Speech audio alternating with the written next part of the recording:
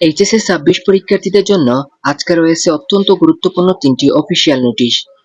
এই গুরুত্বপূর্ণ নোটিশগুলো প্রকাশ করেছে শিক্ষা বোর্ড, আর এগুলো সরাসরি তোমাদের বোর্ড পরীক্ষার সাথে সম্পর্কিত।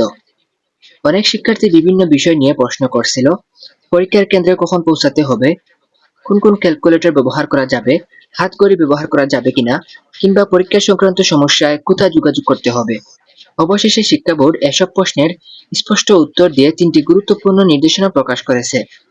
তাই ভিডিওটি শুরু থেকে শেষ পর্যন্ত মনোযোগ দিয়ে দেখো, কারণ এই ৩টি নোটিশ সম্পর্কে জানা প্রত্যেক শিক্ষার্থীদের জন্য অত্যন্ত জরুরি। প্রথম নোটিশটি হলো পরীক্ষার কেন্দ্রে উপস্থিতি হওয়ার সময় নিয়ে। শিক্ষা বোর্ড জানিয়েছে, জনদুর্ভোগ এড়াতে এইচএসসি 2026-এর সকল শিক্ষার্থীদের জন্য সকাল ৮টা ৩০ মধ্যে অবশ্যই পরীক্ষা কেন্দ্রে উপস্থিত থাকতে হবে। তোমার বাসা কেন্দ্রের কাছে হোক কিংবা দূরে হোক, যাতে সর্বোচ্চ ৮টা ৩০ মধ্যে কেন্দ্রে পৌঁছাতে পারো। প্রতি বছর আমরা বিভিন্ন সংবাদ মাধ্যমে দেখি, অনেক শিক্ষার্থী যানজট বা অন্যান্য কারণে সময়মতো কেন্দ্রে পৌঁছাতে পারে না। কেউ পরীক্ষার হলে ঢুকতে দেরি করে, কারো মূল্যবান সময় নষ্ট হয়, আবার কেউ পরীক্ষা দিতেই পারে না। এ ধরনের সমস্যায় যেন শিক্ষার্থীরা না পড়ে, সেই কারণে শিক্ষা বোর্ড আগেই এই নির্দেশনা দিয়েছে। তাই সবাই সময়ের ব্যাপারে বিশেষভাবে সতর্ক থাকবে। এবার আসি দ্বিতীয় এবং সবচেয়ে আলোচিত নোটিশে। অনেকদিন ধরেই শিক্ষার্থীদের মধ্যে একটি প্রশ্ন ছিল, বোর্ড পরীক্ষায় কোন ক্যালকুলেটর ব্যবহার করা যাবে। অবশেষে শিক্ষা বোর্ড এ বিষয়ে অফিসিয়াল নির্দেশনা প্রকাশ করেছে। বোর্ড জানিয়েছে, পরীক্ষার হলে শুধুমাত্র সায়েন্টিফিক নন প্রোগ্রামেবল ক্যালকুলেটর ব্যবহার করা যাবে, অর্থাৎ প্রোগ্রামেবল ক্যালকুলেটর সম্পূর্ণ নিষিদ্ধ। শুধু তাই নয়, শিক্ষা বোর্ড নির্দিষ্ট ৮টি মডেলের সায়েন্টিফিক নন প্রোগ্রামেবল ক্যালকুলেটরের তালিকা প্রকাশ করেছে। তোমার ক্যালকুলেটর যদি সেই তালিকার কোনো মডেলের সঙ্গে মিলে যায়, তাহলে তুমি সেটি পরীক্ষার হলে ব্যবহার করতে পারবে, আর যদি তালিকার বাহিরে হয়, তাহলে সেটি ব্যবহার করা যাবে না। তাই ভিডিওর স্ক্রিনে দেখানো অফিসিয়াল তালিকার সঙ্গে নিজের ক্যালকুলেটরের মডেলটি মিলিয়ে নাও।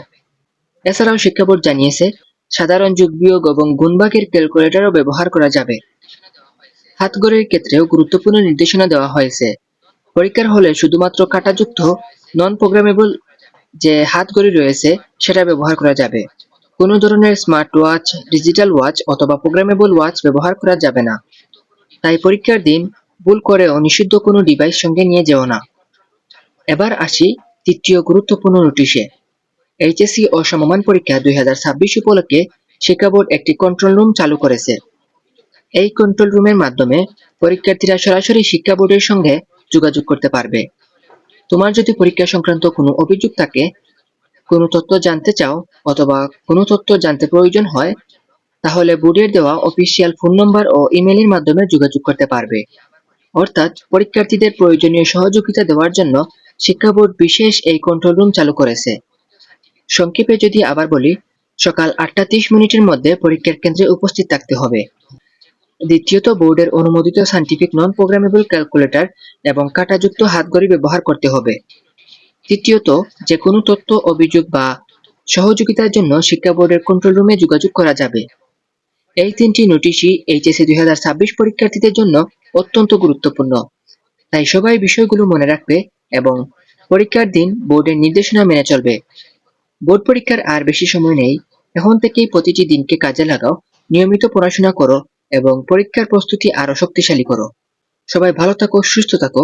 আল্লাহ হাফেজ সবাইকে।